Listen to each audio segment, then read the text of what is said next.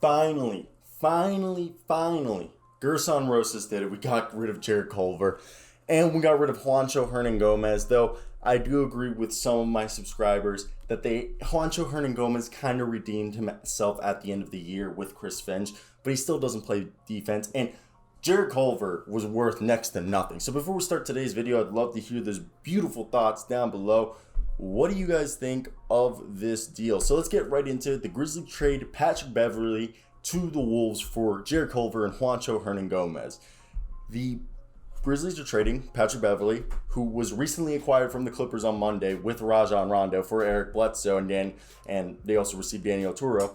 Beverley spent the last 4 seasons in Los Angeles after playing for Houston, and he was involved in that Eric Bledsoe, Daniel Turo, Rajon Rondo trade. And the 9-year vet has had an average last year of 7.5 points, 3.5 rebounds, 2.1 assists in 37 games last season. He was a second-team All-Defense in 2019-2020 and 2013-2014, while drawing first-team All-Defensive in 2016-2017.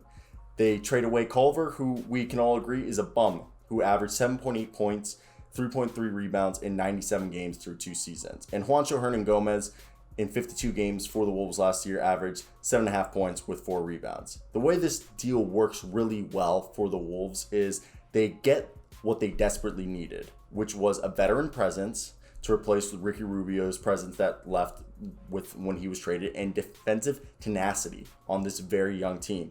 And if Patrick Beverley can stay healthy, he brings both of those in such handfuls. He's tough and has a history with Wolves president Gerson Rosas back in their time in Houston. He can handle the ball, pretty decent, and he's the perfect backup point guard behind D'Angelo Russell. I don't know why I almost said that weird. And look, yes, Beverly's 33, and it's remained to see how much high-level basketball he has left, but he will bring some attitude to the Wolves that they need, okay?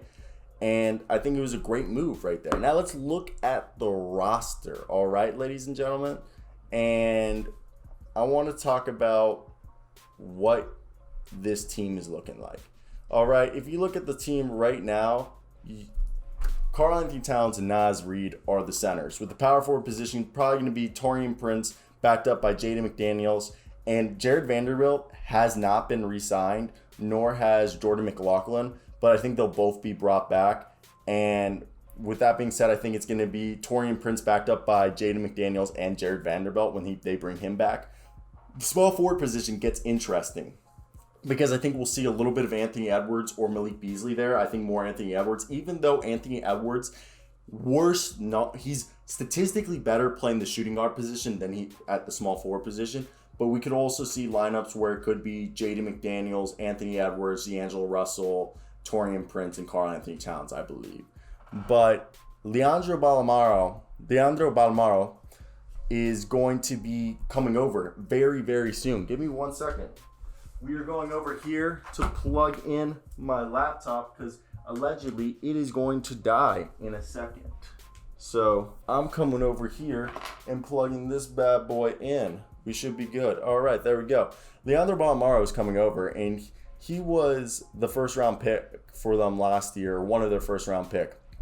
And another little expert I want to talk about is moving Rubio helped the team's salary cap sheet, but it did take something away from a leadership perspective. The vocal leader that Beverley is will not hesitate to make his voice heard. And Beverley has long been known as one of the league's most persistent, if not annoying defenders, and is also a career 38% three-point shooter, 2 skills that are much needed by the Timberwolves roster, and he will likely slot in behind D'Angelo Russell in the Minnesota's rotation and be an agitating and irritating player opposing the team's best perimeter scorers. And at 33 years old, Beverley has dealt with injuries. So keeping him healthy is important. Look, the Timberwolves have a lot of really nice guys on the roster, so maybe Beverley's attitude will help balance the scale a little bit.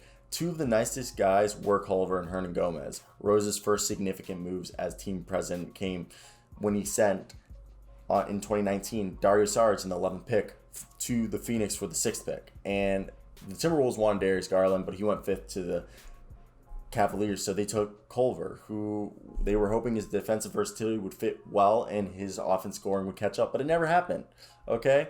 And he shot 30% from deep and shot 46% from the free throw line as a rookie. And he just looked like he was walking on eggshells. And now Culver just kept looking like the odd man out, and Hernangomez was blocked from going to the Olympics. He's a solid shooter and rebounder who wanted out after being blocked from playing for Spain in the Olympics. So I think right here, this isn't bad. So from the Timberwolves perspective, they signed Hernangomez to a multi-year deal, and they gave him permission to miss minicamp last fall because he had plans to film a movie with Adam Sandler. Hernangomez then showed up to training camp out of shape and played really bad for the last season until he started getting better near the end. So one thing is they took $14.3 million while sending out $13.3 million. So this means it'll be harder for them to sign Jordan McLaughlin and Jared Vanderbilt. But it seems like Jared Vanderbilt will be brought back while maybe McLaughlin on a two-way contract. And I think this closes the door for Ben Simmons. So I want to hear your guys' thoughts down below. That's basically it for me. Like, comment. Look, Leandro Bolmaro is supposedly signing his contract yesterday, and he's an all-around skill set, and he's perfect. So I think Leandro Bolmaro is probably going to be playing small forward with Josh Okogie and Jake Layman. Then at the shooting guard position, Anthony Edwards is going to start. Their sixth man, who I think is going to have the potential to be sixth man of the year, is going to be Malik Beasley, with D'Angelo Russell being the starting point guard with Patrick Beverley and, in my opinion, Jordan McLaughlin splitting up the backup duty. So I want to hear your guys' thoughts down below. What do you guys think of this team? I think this is going to be a really, really good team. But yeah, that's basically it for me, guys. I want to hear your guys' thoughts down below. I want to keep this one short. I don't have much to say about this because I feel like there's going to be still more moves to happen that I want to talk about because this roster isn't done turning over. If they're going to trade another player, it's probably going to be Jake Layman and maybe Josh Okogie. Those are the last two contracts that I think are expendable. Also, Jalen Noel has been just lighting it up in the summer league, like just lighting it up, okay? He's just been phenomenal. And I think he's another guy who's going to be great. But I really think Malik Beasley could have the potential to be the sixth man of the year. I think Patrick Beverley is going to be a better three-point shooter. Not as good as a passer as Ricky Rubio, but I think he'll be able to give him the same value or even better value than what Rubio gave him last year, okay? And yeah, really, guys, I think the Wolves put themselves in a situation that they haven't been in years, and people need to be excited because this is a team that hypothetically could make the NBA playoffs. If everything falls correctly, I think Chris Finch is that good of a coach that this team could make the playoffs. So that's it. I want to hear your guys' thoughts. Till next time, guys. But peace out.